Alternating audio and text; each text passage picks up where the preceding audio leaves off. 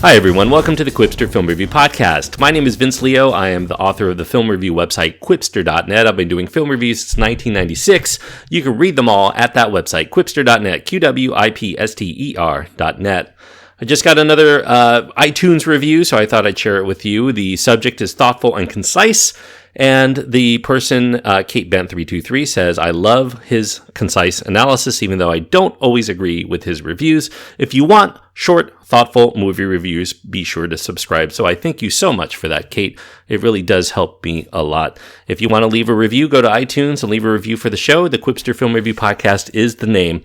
Also, I want to say it doesn't offend me at all if you agree or disagree with my reviews. I think that the main emphasis I try to impart with my reviews is my job is to give you enough of a description of the film in order for you to make a judgment as to whether or not you might want to see that film. Even if it sounds like I'm coming down a little bit on the negative side or on the positive side, ultimately I see my job is to try to describe the film. I give you my personal takes on it, and you can take that for what it's worth depending on whether or not you typically agree or disagree. With Kate, she may not necessarily always agree, but at least there's value in the reviews in listening to them anyway.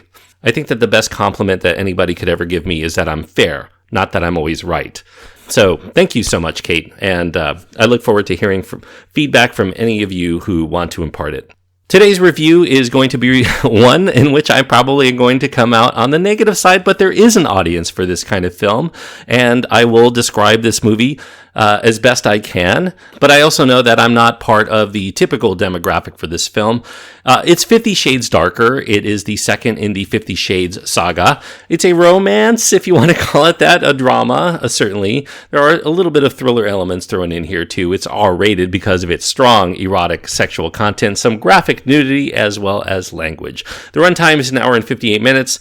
The main stars are Dakota Johnson and Jamie Dornan. Supporting roles go to Kim Basinger, Marcia Gay Harden, Eric Johnson, Eloise Mumford, and Bella Heathcote. The directors James Foley and Neil Leonard does the screenplay. It's based on a novel by E.L. James. Now, in the follow-up to the wildly popular kinky romantic drama, 50 Shades of Grey, here we find perpetually blushing publishing house editorial assistant named Anastasia Steele, played by, of course, Dakota Johnson. She's making it through life without the help or the attention of the controlling Seattle-based mega-billionaire known as Christian Grey, played by Jamie Dornan. And that's mostly due to the fact that Grey cannot open himself up to Steele much beyond his taste for sado-masochistic sexual acts.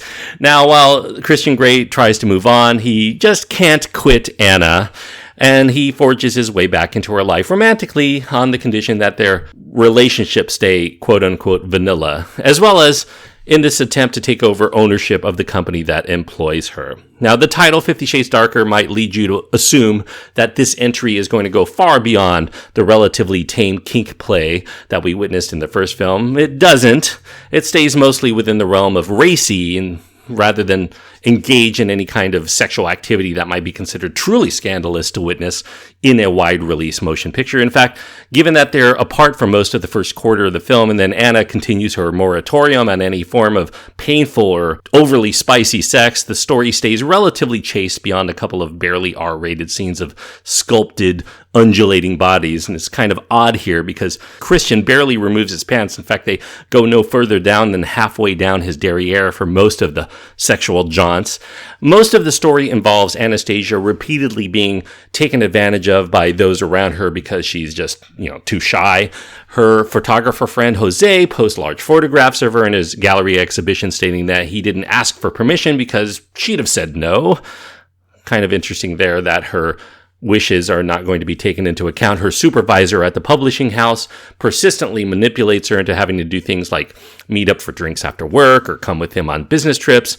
Christian himself showers her with money and gifts and ends up pulling strings to make sure he stays in the picture by taking ownership of the things that define her. Anna protests, but her voice desires seem to fall on deaf ears from all of these men in her life, especially when she ends up submitting to just about every power play. To think that the so-called great sacrifice that Christian Grey has to make is to just love Anastasia in a normal fashion until she's comfortable with exploring more. Wow, that's really sad.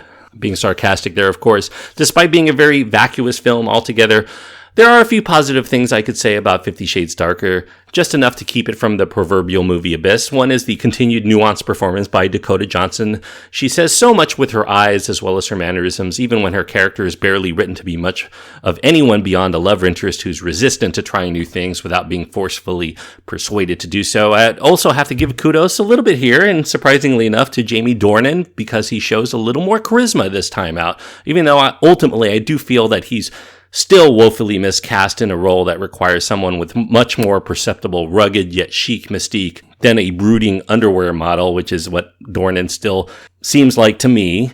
The cinematography also is very sleek and lush, and it fully captures the allure of this decadent lifestyle of the filthy rich and their extravagances, and the music video montages are full of sexy pop and R&B numbers, especially during the sex scenes, do go a long way to engage far more than the feeble amount of frolicking in lingerie and the hints of nudity and the tame bouts of bondage that were allotted on the screen.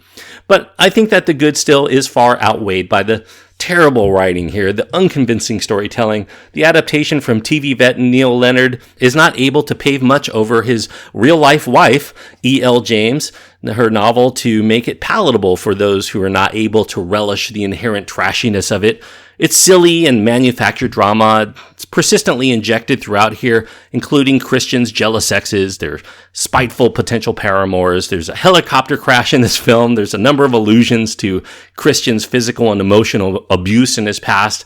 And there's the presumption that his interests in BDSM and women who look a certain way are a means to resolve this childhood trauma.